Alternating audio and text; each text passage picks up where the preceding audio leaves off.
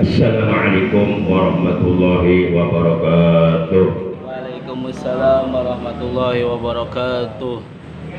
Innal hamdalillah nahmaduhu wa nasta'inuhu wa nastaghfiruh wa na'udzu billahi min shururi anfusina wa min sayyiati a'malina may yahdihillahu fala mudilla lahu wa may yudlilhu fala hadiya lahu. Asyhadu an la ilaha illallah wahdahu la syarika lah wa asyhadu anna sayyidana Muhammadan abduhu wa rasuluh alladzi la nabiyya wa la rasula ba'dah. Allahumma shalli wa sallim wa barik ala rasulillah sayyidina Muhammad ibn Abdillah wa ala alihi wa sahbihi wa mawala amma ba'd. Ma'asyiral muslimin segenap jamaah Rudal Bom Masjid Jami Alamin Kampung Cipeduk yang saya hormati rahimakumullah wa hadakumullah wa hafizakumullah. Segala puji bagi Allah, salawat dan salam semoga tetap dilimpahkan selalu atas panutan kita yang mulia, baginda tercinta Nabi Agung, Nabi besar Muhammad sallallahu alaihi wasallam beserta seluruh keluarga beliau, para sahabat beliau dan seluruh pengikut beliau yang setia, yang cinta kepada beliau, yang istiqomah melaksanakan perintah-perintah beliau, mengamalkan sunnah-sunnah beliau, juga mengamalkan, mengagungkan sekaligus mempertahankan ajaran Islam yang telah diajarkan oleh beliau. Semoga di hari kiamat nanti kita semua yang hadir pada malam ini mendapatkan syafaatul uzma dari beliau. Amin ya Allah ya rabbal alamin. Malam ini kita sudah memasuki malam tanggal 26 di bulan Jumadil Akhir 1444 Hijriah, bertepatan dengan tanggal 18 Januari 2023. Mari kita buka, kita awali pengajian rutin kita pada malam ini sebagaimana biasa, yaitu dengan pembacaan Ummul Kitab dan dengan pembacaan sholawat yang pahalanya dari kedua bacaan tersebut yang akan kita baca kita hadiahkan untuk seluruh ahli kubur keluarga kita yang telah meninggal dunia, terutama untuk kedua orang tua kita yang telah meninggal dunia, untuk para sesepuh kita, guru-guru kita, paman bibi kita, kakak adik kita, anak cucu kita dan saudara-saudara kita. Dan sekaligus kita bermunajat kepada Allah Subhanahu wa taala azza wa jalla jalla jalaluh, semua dengan barokah Fatihah dan sholawat yang akan kita baca. Kita semuanya oleh Allah selalu diberi sehat walafiat, zahir batin untuk ibadah kepada Allah secara istiqomah, juga diampuni segala dosa-dosa kita dan ditambah ilmu kita dengan ilmu yang bermanfaat, ilmu yang barokah, ilmu yang disertai hidayah, ilmu yang dapat menghasilkan berbagai macam amal soleh, amal kebaikan, amal ibadah buat bekal hidup kita nanti sudah mati. Dan apabila ada di antara anggota keluarga kita ataupun saudara kita ataupun tetangga kita yang seiman, seagama, seakidah dengan kita yang saat ini sedang dalam keadaan sakit, kita doakan semoga yang sedang sakit oleh Allah lekas disembuhkan dari sakitnya dan diberi kesehatan yang barokah, yaitu kesehatan yang selalu digunakannya untuk beribadah, untuk berbuat baik. Kecilkan niatil Fatihah. A'udzu billahi minasyaitonir rajim. Bismillahirrahmanirrahim. Alhamdulillahi rabbil alamin. Arrahmanir rahim. Maliki yaumiddin. Iyyaka na'budu wa iyyaka nasta'in. Ihdinas siratal mustaqim. Siratal ladzina an'amta 'alaihim ghairil maghdubi 'alaihim waladdallin. Rabbighfir lana wa liwalidayna. Amin. Salatullah salamullah ala Taha Rasulillah. Salatullah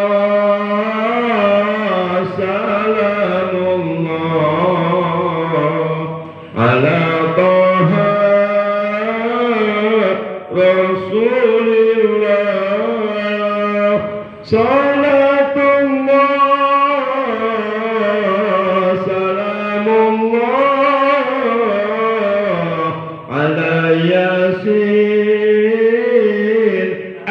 Habibillah ala Yasin Habibillah awassalna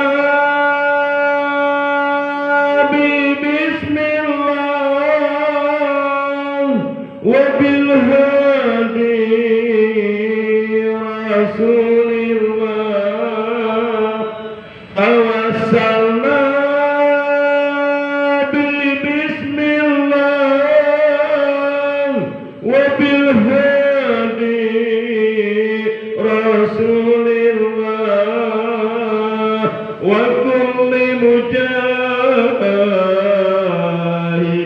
lillah bi ahlil badri ya Allah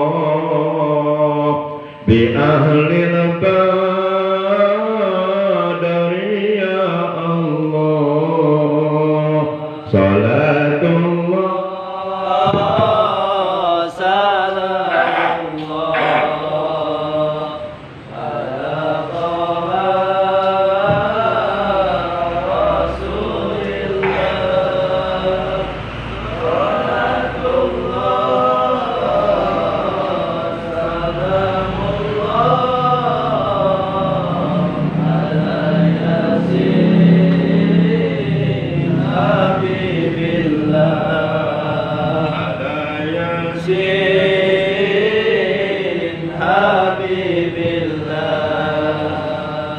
siapa yang ingin selamat,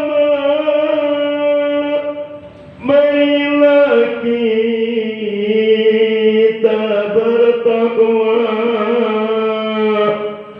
Siapa yang ingin selamat, marilah kita bertakwa, menjalankan perintah Allah, menjauhi larangan Allah. Salatullah salamullah ala Taha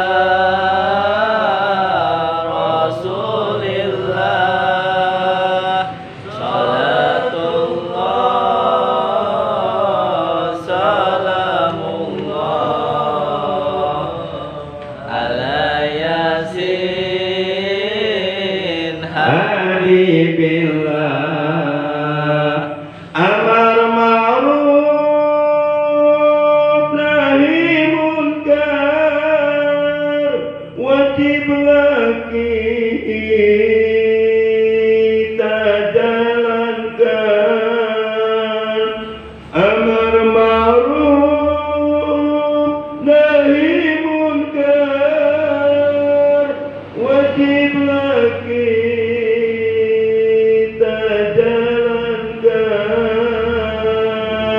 itulah perintah Allah,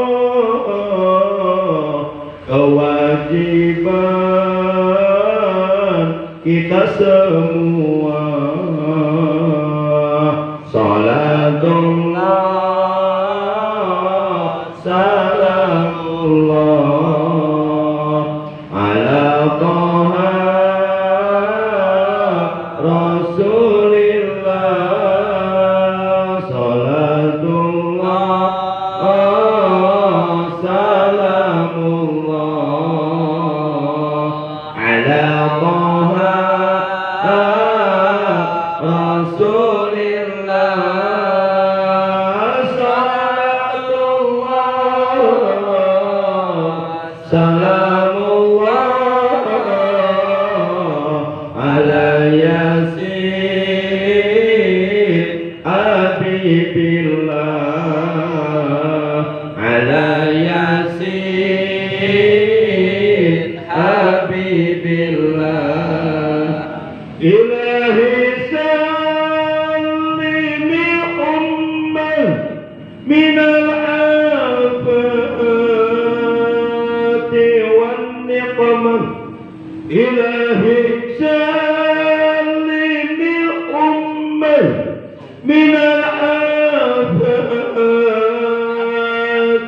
والنقمة ومن هم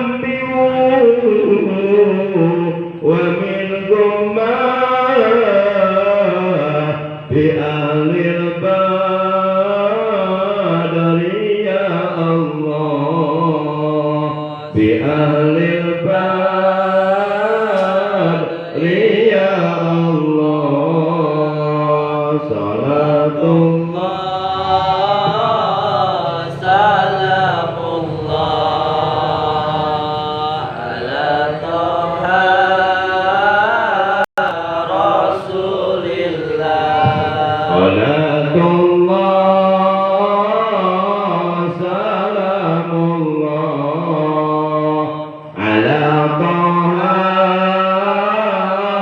رسول الله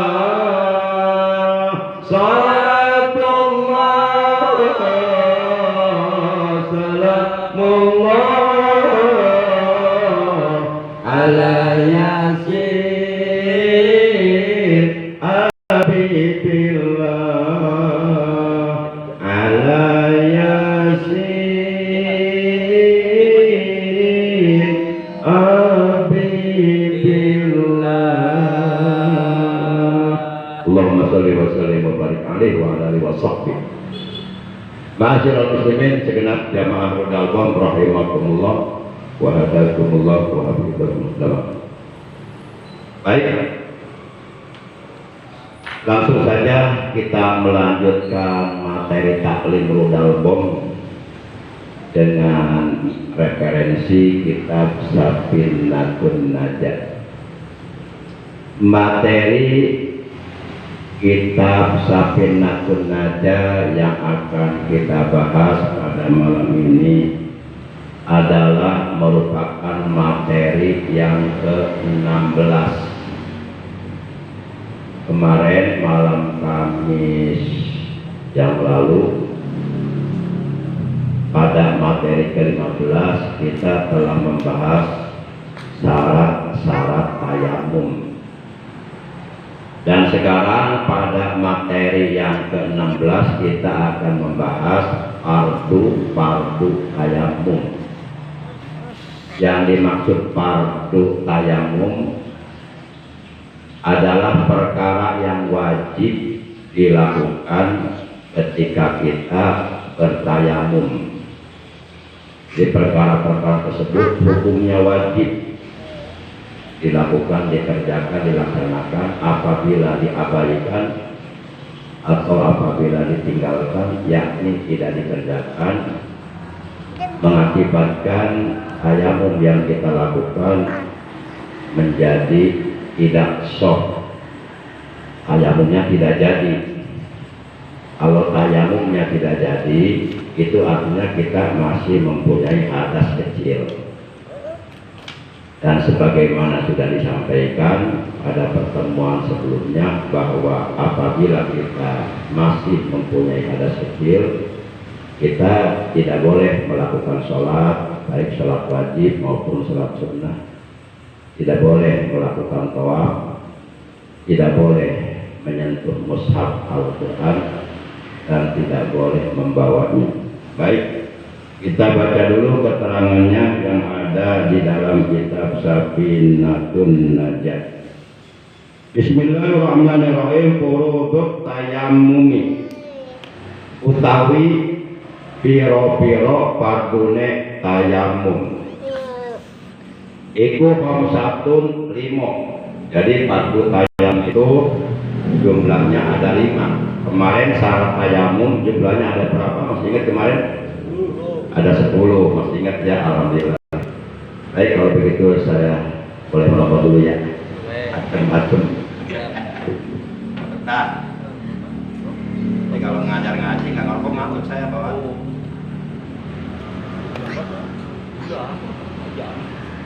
Ya, emang saya kopi cat umi. Ayah kena narjai mana? Oh, ada narjai kene.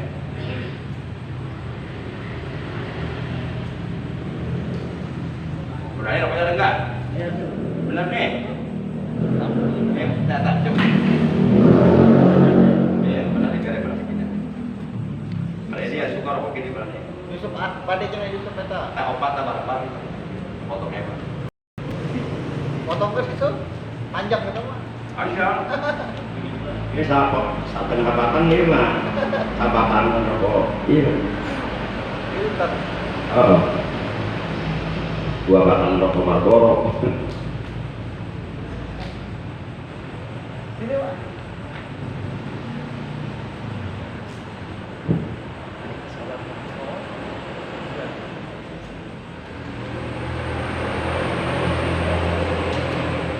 Jadi berdasarkan keterangan yang terdapat di dalam kitab Safinatun Najah bahwa fardu tayamum itu jumlahnya ada 5. Ada 5. Lalu yang 5 tersebut apa saja?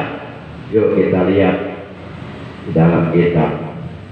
Al-awalu utawi kang kaping awal iku naqlu turabi ngalihaken tanah asani utawi kang kapindo iku an-niyatu niat asalisu utawi kang kaping telu masbul wajhi iku masbul wajhi ngusap wajah ar-rabi'u utawi kaping papat iku masbul yadaini ngusap panangan loro ilal mirfaqaini maring siku loro al-khamisu utawi kang kaping 5 iku at-tartibu tertib. Nah itu rincian 5 perkara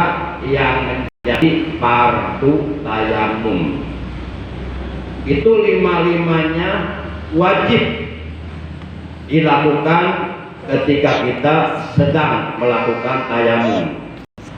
Apabila salah satu dari yang 5 perkara tersebut tertinggal, terlepas dari apakah tertinggalnya dengan sebab disengaja memang meninggalkan atau lupa, tetap tayamum yang kita lakukan oleh hukum dinilai tidak sah. Jadi fardu tayamum ada 5. Kemarin syarat tayamum ada 10. Masih ingat nggak rinciannya? Masih ingat nggak? Yang pertama apa? Satu, tayamum harus menggunakan tanah yang berdebu. Yang kedua masih ingat? Ya debu, ya tanah atau debu yang digunakan untuk tayamum harus mutahhir, suci dan dapat mensuci. Artinya tidak boleh tercampuri najis. Itu yang kedua. Yang ketiga apa? Masih ingat? Debunya debu yang tidak mustamal, debu goir mustakmal, bukan bekas ayam. Yang keempat, debunya tidak dicampuri atau tidak tercampuri tepung atau terigu atau bedak atau sasagon. Ingat saya kata sasagon tidak? Kita sasagon makanan langka eta. Ayo mana itu sasagon? Kita balas berarti kabur kita. Kalau sembur-sembur pun kabur baturan. Itu yang kelima ya? Yang keempat, yang kelima niat, yang keenam yang ketujuh ya, yang kedelapan menghadap bilang tayamum hanya berlaku untuk 1 kali sholat fardu. Adapun untuk sholat sunnah boleh digunakan berkali-kali. Terus bilang harus sudah masuk waktu sholat fardu atau sholat sunnah ya, yang punya waktu ya. Kemudian yang ke-10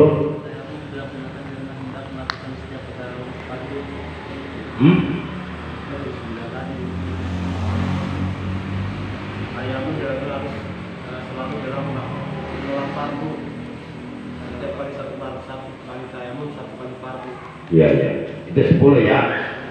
merupakan syarat-syarat tayamum. Nah sekarang fardu tayamum yang pertama apa tadi? Yang pertama nih, ya, dan kedua tadi, ya, memindahkan debu yang ada di nampan dipindahkan ke muka. Yang ketiga, mengusap muka. Yang keempat, mengusap dua tangan sampai dua siku. Yang kelima nah ini lima-limanya masuk fardu tayamum. Jadi ada syarat tayamum, ada fardu tayamum. Jadi yang disebut syarat itu adalah sesuatu yang wajib dilakukan sebelum kita melakukan suatu perkara yang wajib. Apabila syarat-syarat tersebut tidak dilakukan, maka kita tidak boleh melakukan perkara tersebut. Itu yang disebut syarat. Jadi syarat itu adanya di luar pekerjaan dan dilakukannya sebelum melakukan pekerjaan. Itu syarat.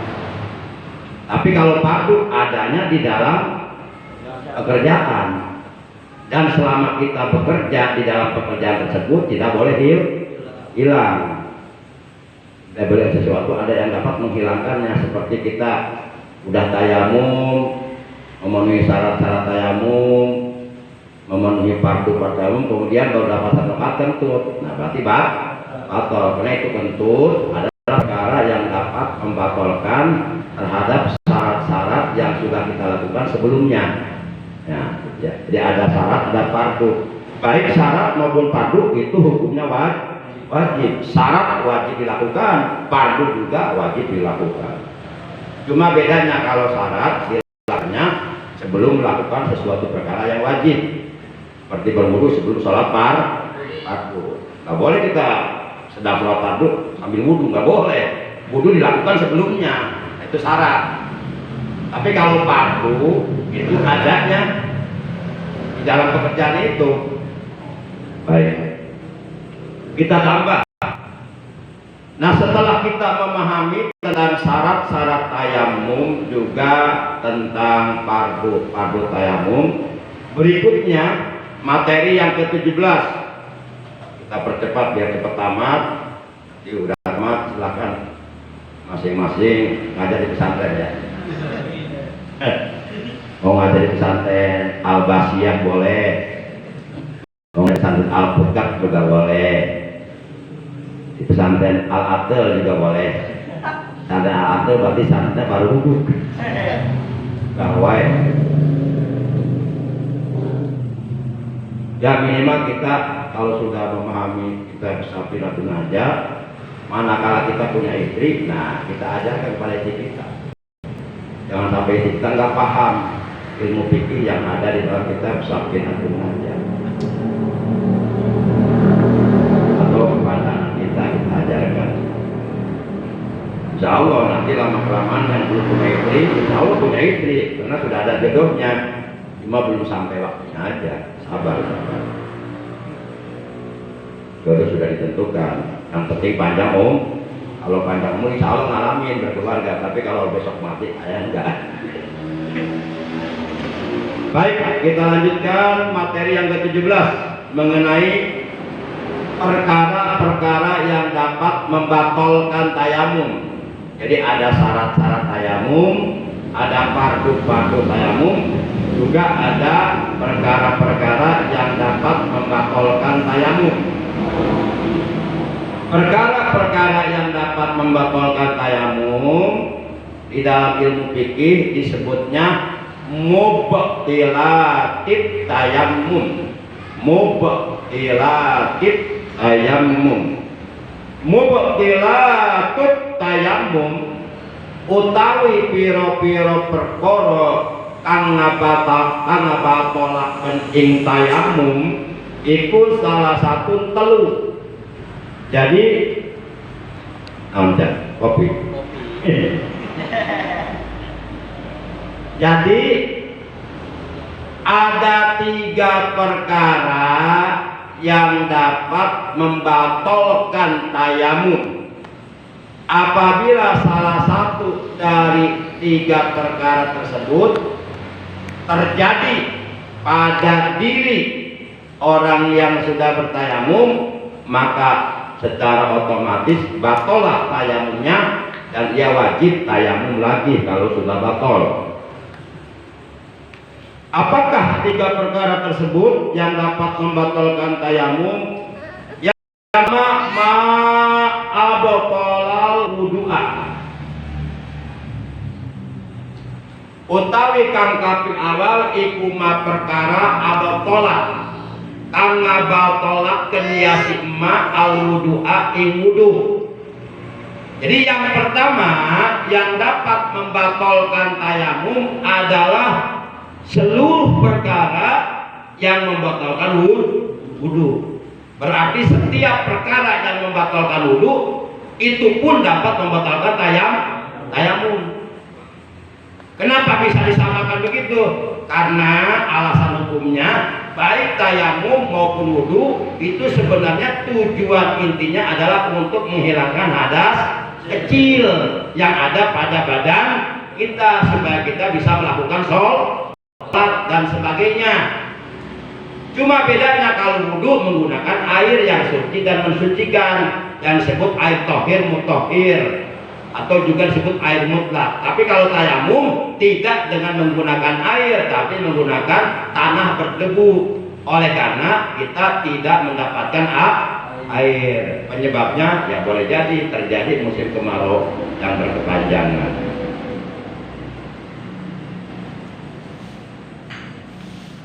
Itu yang pertama, maaf tolak wudu. Seluruh perkara yang dapat membatalkan wudu, maka itu pun dapat membatalkan tayamum.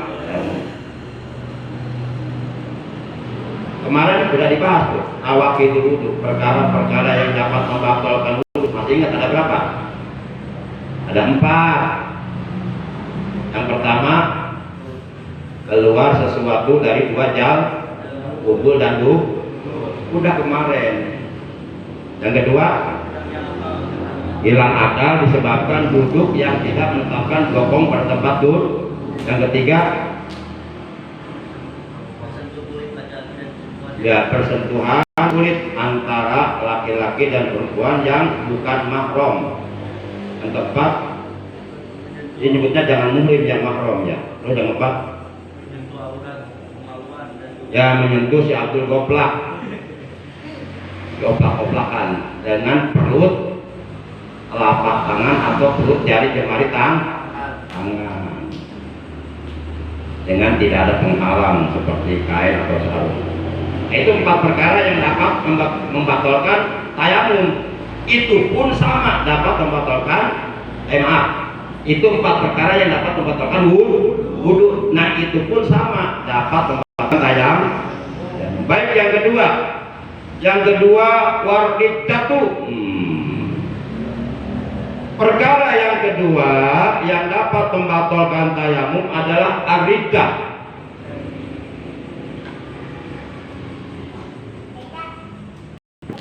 Apa itu ar-riddah?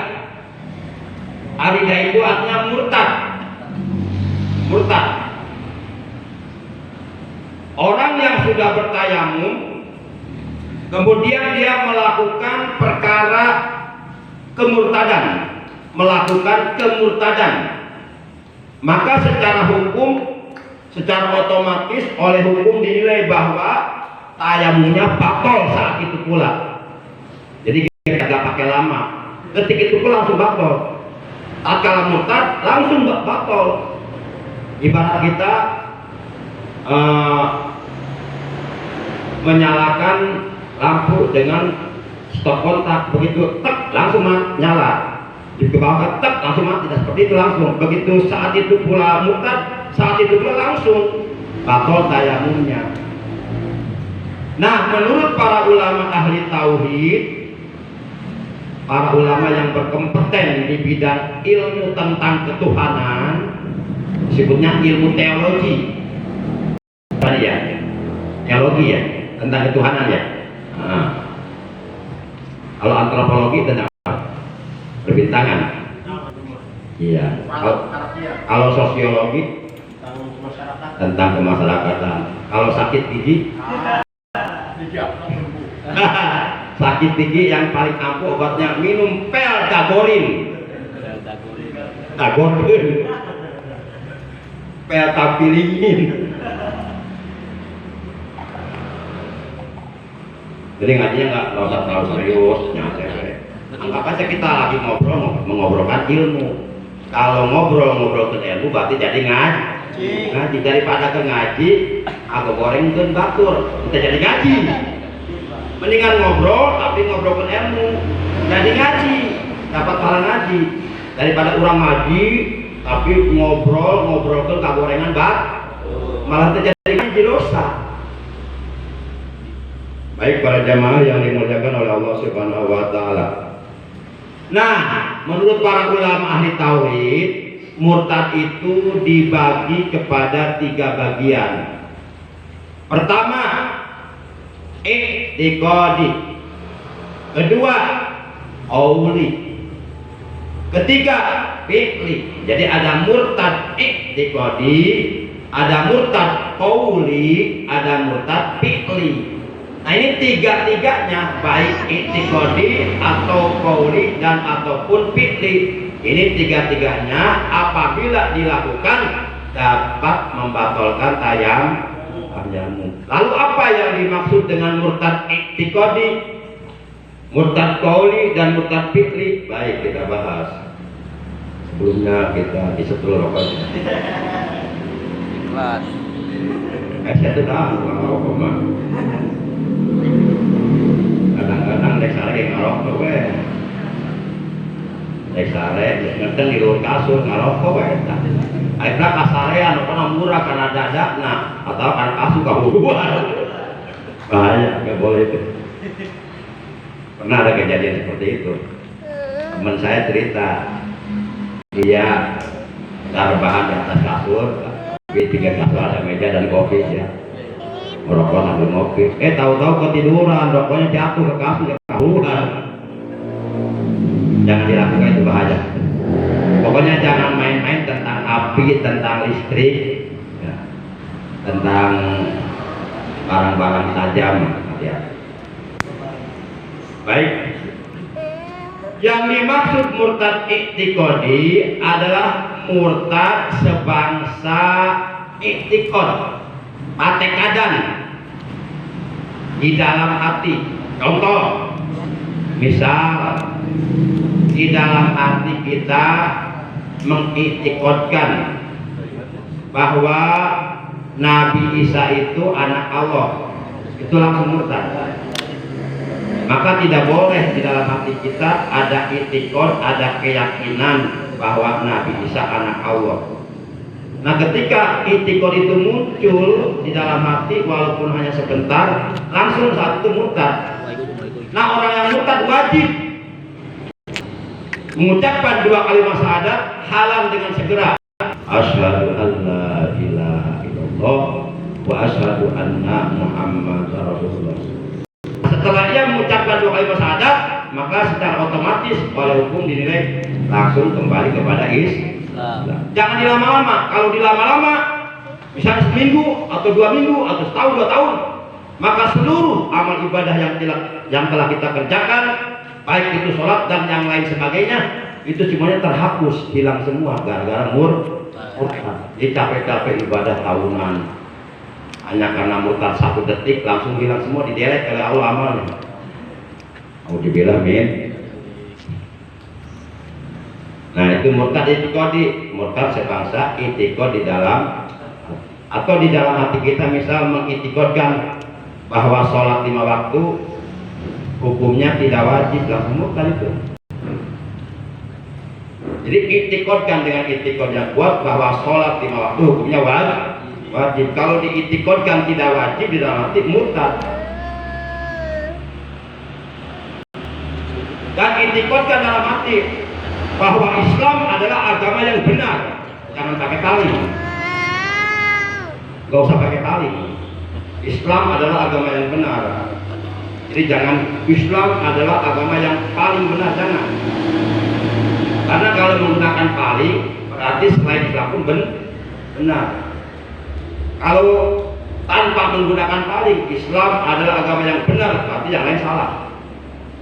Salahnya bukan salah menurut manusia, benarnya bukan benar manusia, tapi menurut Allah. Allah sudah menegaskan dalam Al-Quran surat 3 Ali Imran juz 4 ayat 19, inna dina indallahil Islam. Sesungguhnya agama yang benar yang diridhoi di sisi Allah adalah Islam. Itu Allah sendiri yang mengatakannya. Nah, kalau kita di dalam hati kita mengitikadkan bahwa Islam agama yang tidak benar, agama yang belum tentu benar, murtad kita. Nah, kalau kita mengatakan Islam agama yang belum tentu benar, berarti mafhum mukhalafahnya, pemahaman sebaliknya, berarti agama yang benar selain Islam dong. Murtad lagi. Kalau kita mengitikadkan dalam hati agama selain Islam benar, murtad lagi. Dua kali murtad.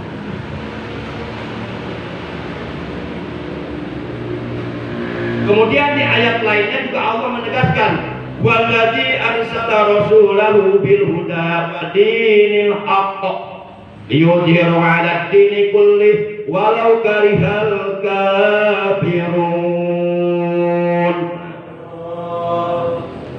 Wa dialah Allah alladzi yang arsala telah mengutus Allah rasulahu rasulnya yaitu Nabi Muhammad sallallahu alaihi wasallam bil huda membawa petunjuk yaitu Al-Quran, petunjuk dari Allah, badinil haq, dan dengan membawa agama yang hak yaitu agama Islam. Itu kata Allah langsung.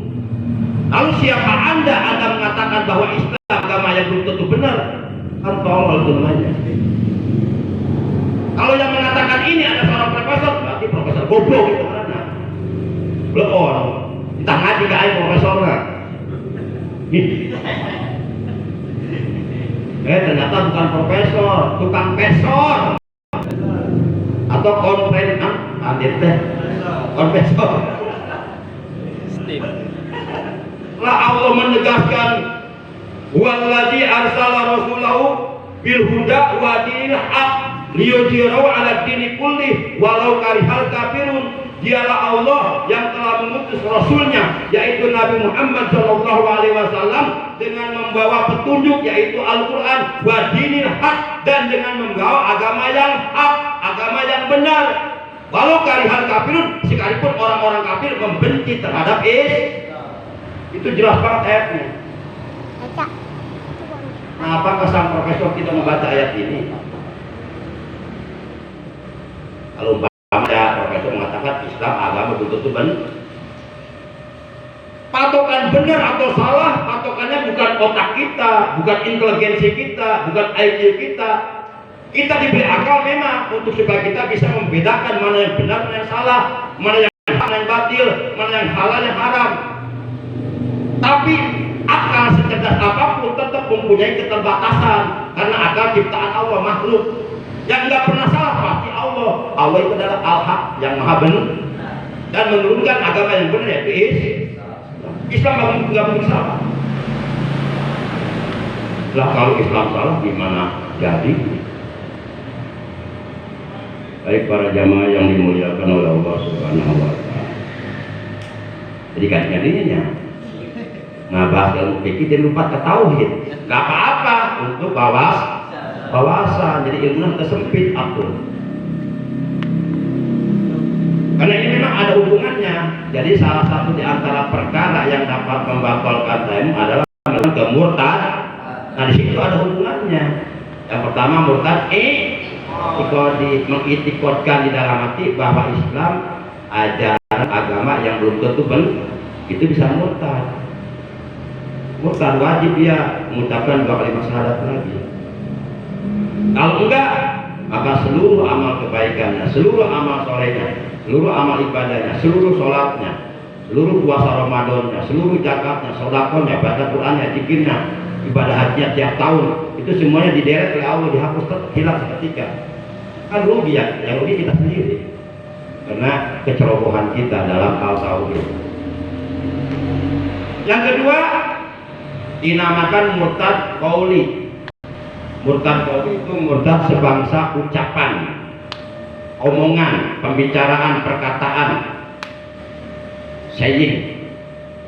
Arti saying omongan.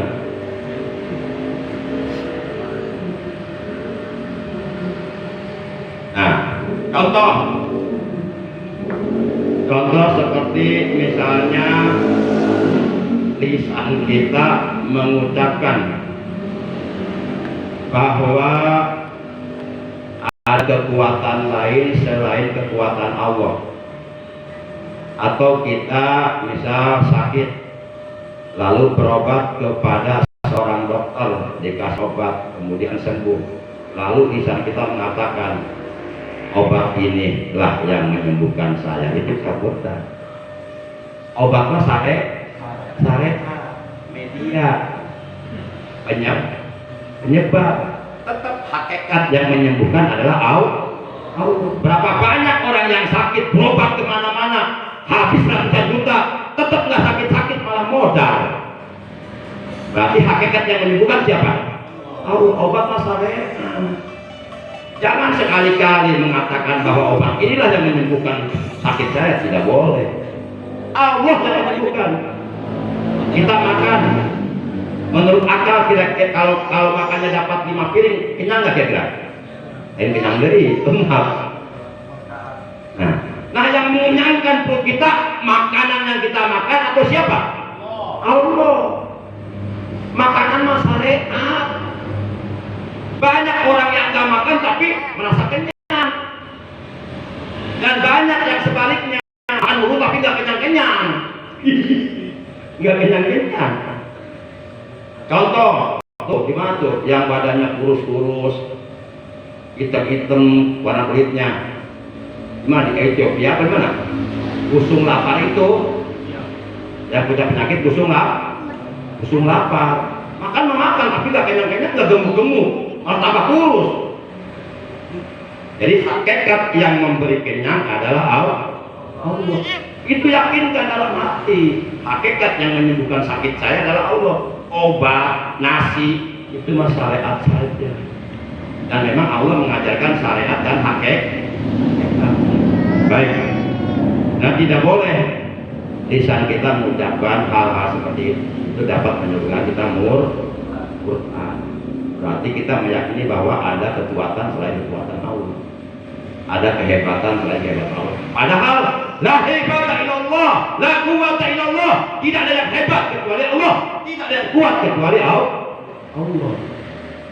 Jadi dimantapkan tauhidnya, mantapkan. Orang kalau tauhidnya udah mantap, hidupnya tenang, nggak takut miskin, nggak takut lapar, nggak takut mati, biasa aja enjoy. Kalau tauhidnya mantap. Baik, itu yang kedua. Yang ketiga, yang ketiga murtad fi'li.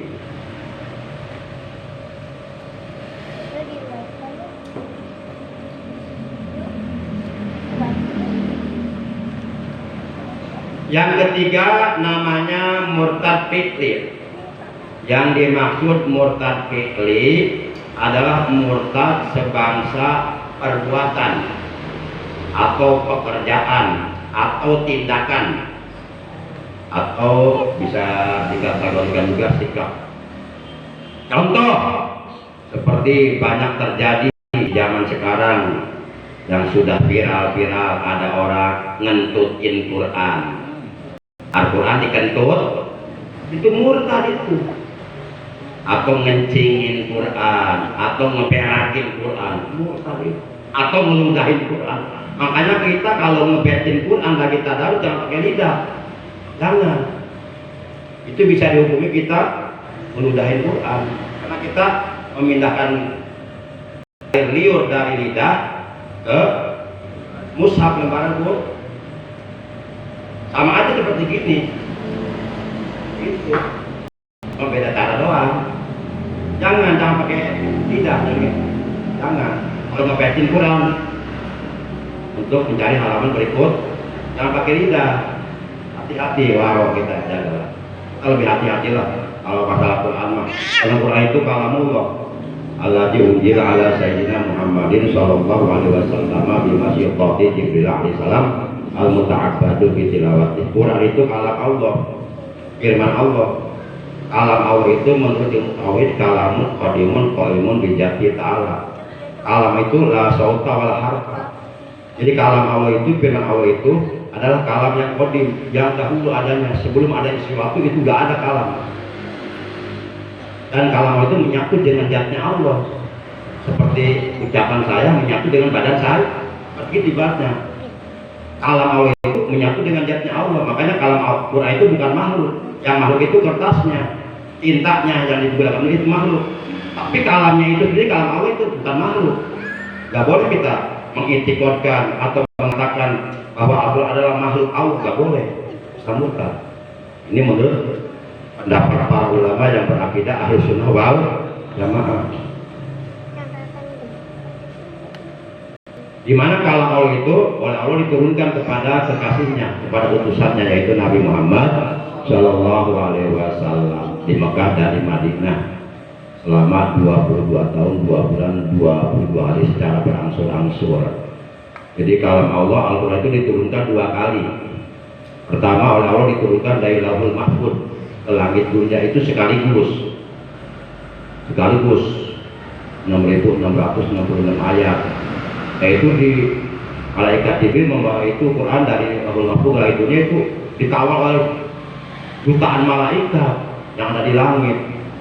Kemudian baru dari langit dunia diturunkan ke bumi, maksudnya ke Nabi Muhammad di Mekah dan di Madinah. Yang diturunkan di Mekah disebutnya ayat-ayat Makkiyah, yang diturunkan di Madinah disebutnya ayat-ayat Madaniyah. Kalau umpama bercanda, waktu itu misalnya ada wahyu Allah diturunkan di Barusa, berarti ayat di Barusa. Tapi nggak mungkin. Nah, enggak. Nah, itu secara berangsur-angsur. Melalui siapa? Melalui perantaraan malaikat Jibril. Karena malaikat Jibril memang tugas pokoknya dari Allah adalah untuk menyampaikan wahyu Allah kepada seluruh para nabi dan para rasul. Para nabi yang berjumlah 124.000 nabi, para rasul yang berjumlah 315 orang rasul. Dari 315 orang rasul yang wajib diketahui nama-namanya, termasuk nasab-nasabnya, silsilah keturunannya, termasuk riwayat hidupnya, perjuangan hidupnya dalam Islam, dalam agama, itu ada 25 orang. Dari mulai Nabi Adam sampai Nabi kita terakhir sebagai para nabi dan rasul, yaitu Nabi Muhammad Shallallahu Alaihi Wasallam. Coba kita bareng-bareng dulu kita menyebutkan nama-nama 25 orang rasul. Karena ini wajib diketahui oleh setiap orang Islam yang mukallaf, orang Islam yang berakal sehat dan sudah balik. Yuk bareng-bareng. Ada Bidisno Saleh Ibrahim, Lot, Ismail, Ishaq dan Yakub, Yusuf, Ayub, Syuaib, Musa, Harun, Dzulkifli, Yusuf, Ayub, Syuaib, Musa, Harun, Dzulkifli, Daud, Sulaiman, Ilyasa, Yunus, Zakaria, Yahya dan Isa, Nabi Muhammad, Nabi akhir zaman. Tidak ada nabi lagi setelah beliau. Itu wajib hafal, itu anak-anak kita, adik-adik kita wajib hafal. Jangan sampai anak-anak kita kalau nama-nama artis hafal, nama-nama pemain sepak bola hafal banget. Tapi begitu menyebutkan nama-nama nabi pelahak-pelahak. Nah itu kan menyedihkan. Padahal itu anaknya orang Islam. Nah itu wajib harus hafal.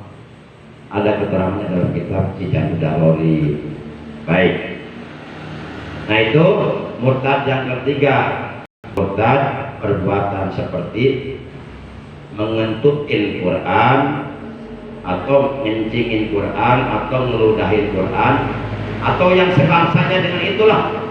Pokoknya intinya melakukan tindakan perbuatan yang mengandung indikasi penghinaan, pelecehan terhadap kitab suci Al-Quran. Kalau kita menghina Al-Quran, Secara tidak langsung samalah artinya kita menghina Allah yang menurunkan Al-Quran. Karena Al-Quran kalamullah, kalam Allah, firman Allah. Baik, itu perkara yang kedua yang dapat membatalkan tayamum. Jadi yang pertama, maaf tolak wudu. Setiap perkara yang dapat membatalkan wudu itu pun dapat membatalkan tayamum.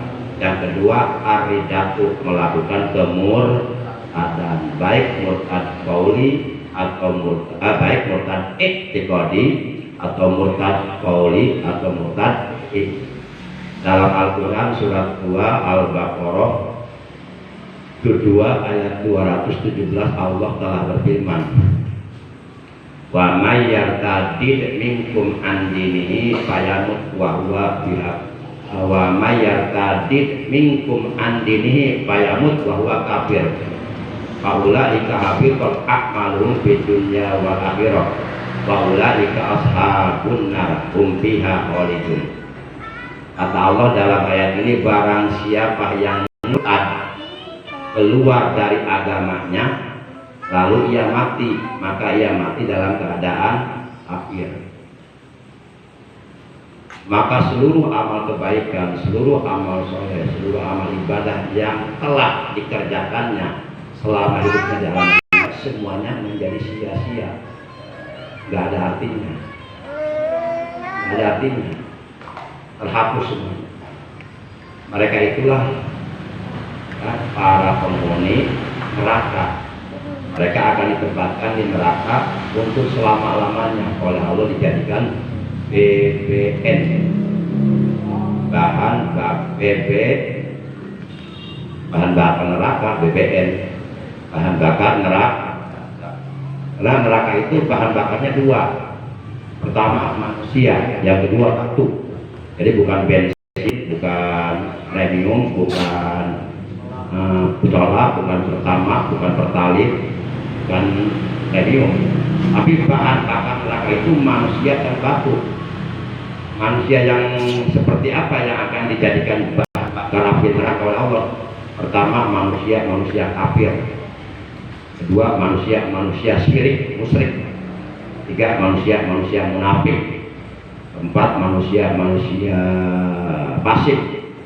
Kelima manusia zalim. Keenam manusia yang selalu berbuat dosa dan belum sempat bertaubat, ajal kematian baru datang merenggut nyawanya, sehingga dia meninggal dunia dalam keadaan su'ul khotimah, matinya jelek. Naudzubillah min. Baik. Sekarang yang berapa? Ketiga ya. Yang ketiga yang dapat membatalkan tayamum adalah watawahumul ma'i in tayammama libaktihi. Ini yang ketiga, yang terakhir. Yang ketiga, watawahumul ma'i in tayammama libaktihi, mencita-cita atau mengangan-angan atau membayangkan adanya air apabila ia bertayamumnya karena tidak ada kita bertayamum karena nggak ada air. Setelah tayamum kita sholat zuhur 4 rakaat. Di rakaat pertama kita berangan-angan dalam hati atau membayangkan turunnya hujan, saat itu langsung batal tayamumnya. Jadi nggak boleh kita membayang-bayangkan adanya air atau turunnya hujan. Itu nggak boleh, itu bisa membatalkan tayamum kalau umpama kita melakukan tayamumnya karena tidak ada air. Tapi kalau umpama kita melakukan tayamumnya bukan karena tidak ada air, misal karena sakit, air ada banyak, tapi oleh karena sakit panasnya tinggi nggak boleh kena air, hanya bertayamum, itu nggak masalah karena dia tayamumnya bukan karena tidak ada air tapi karena sakit. Jadi membayangkan adanya air bisa membatalkan tayamum apabila tayamum banyak karena tidak ada air. Demikian penyampaian materi. Jadi ini malam ini kita ngaji dua materi yang ke-16 dan materi yang ke-17. Insya Allah malam Kamis seminggu yang akan datang kita lanjutkan materi yang ke-18. Kerja istiqomah, khairun minal biqarah. Istiqomah, kontinu itu, berkesinambungan itu, terus menerus itu dalam kebaikan, dalam ngaji itu lebih utama, lebih baik nilainya daripada 1000 karomah, 1000 kemuliaan yang diberikan oleh Allah kepada para wali.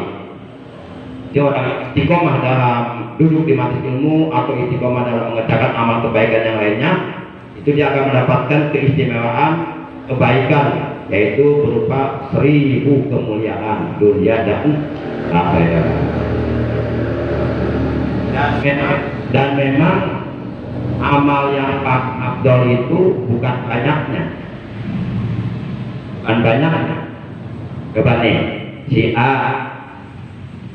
maaf ini melakukan 100 rakaat,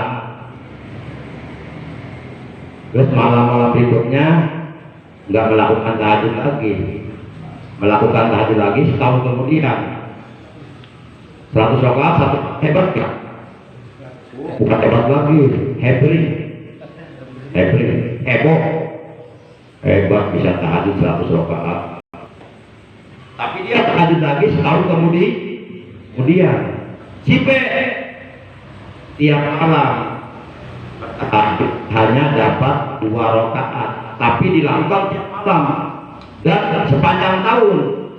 Ini menurut agama yang afdol yang mana? Si B karena si B pun tahajudnya 2 rakaat tapi dilakukan tiap malam, nggak pernah putus. Itulah yang istiqomah. Tapi si A itu malam ini 100 rakaat, terus malam berikutnya nggak tahajud lagi, tahajud lagi pas tahun kemudian. Itu istiqomah bukan? Bukan, nggak putus, nggak sambung menyambung.